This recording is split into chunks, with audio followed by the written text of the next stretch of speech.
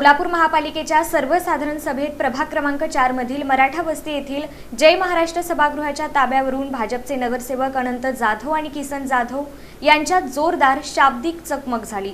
मराठा वस्ती येथील जय महाराष्ट्र सभागृह हे महापालिकेच्या मालकीचे असून यापूर्वी ते एका सामाजिक संस्थेला भाडे तत्वावर देण्यात आले होते। संबंधित कराराची मुदत संपल्याने महापालिकेने सभागृहाचा ताबा घेऊन आवश्यक ती दुरुस्ती करावी, सुविधा उपलब्ध करून ते नागरिकांच्या वापरासाठी खुले करावेत, तसेच यासाठी धोरणात्मक मान्यता द्यावी असा सभासद प्रस्ताव भाजपचे नगरसेवक अनंत जाधव आणि शिवानंद पाटील यांनी मांडला होता।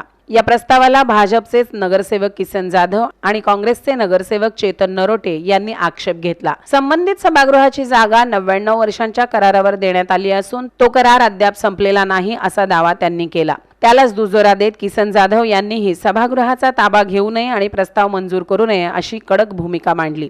यावरून अनंत जाधव संतप्त झाले। तुम्ही भाजपमध्ये आहात, राष्ट्रवादीत नाही हे विसरू नका। राष्ट्रवादीच्या काळात सभागृह दिले असेल, पण आता भाजपची सत्ता आहे अशा शब्दात किसन जाधव यांना सुनावले।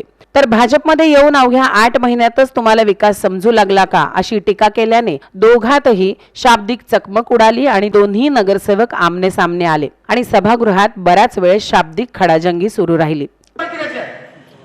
भाजपचा सदस्य सूचना प्रस्ताव दिलाय, पार्टीमध्ये निर्णय झालाय, इथं बरोबर नाही। ठीक आहे, मान्यता देतो।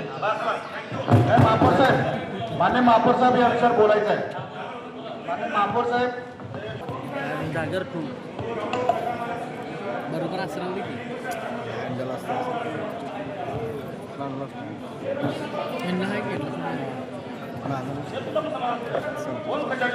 पुढे जाऊ।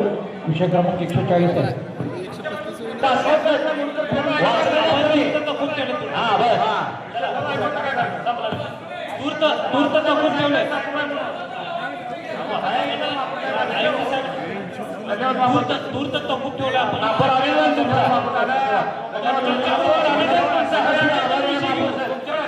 चर्चेदरम्यान महापौर विनायक कोंड्याल यांनी सुरुवातीला अनंत जाधव यांची मागणी मंजूर झाल्याचे जाहीर केले, मात्र त्यानंतर किसन जाधव आणि चेतन नरोटे यांनी महापौरांकडे जाऊन याबाबत पुन्हा चर्चा केली। सभा संपल्यानंतरही किसन जाधव यांनी विषय क्रमांक 135 वर स्पष्ट निर्णय देण्याची मागणी केली। त्यानंतर सर्व बाजूंचा विचार करून महापौर विनायक कोंड्याल यांनी विषय क्रमांक 135 तूर्तास तहकूब करण्यात येत असल्याची घोषणा केली। त्यामुळे जय महाराष्ट्र सभागृहाच्या ताब्याबाबतचा निर्णय पुढील सभेपर्यंत प्रलंबित राहणार असून या मुद्द्यावर राजकीय वर्तुळात मात्र चर्चेला उधाण आले होते। विषय पत्रिकेवर विषय असा होता की जय महाराष्ट्र वाचनालय या वाचनालयाला माग 18 वर्षापूर्वी ह्याच सभागृहाने संमती देऊन त्या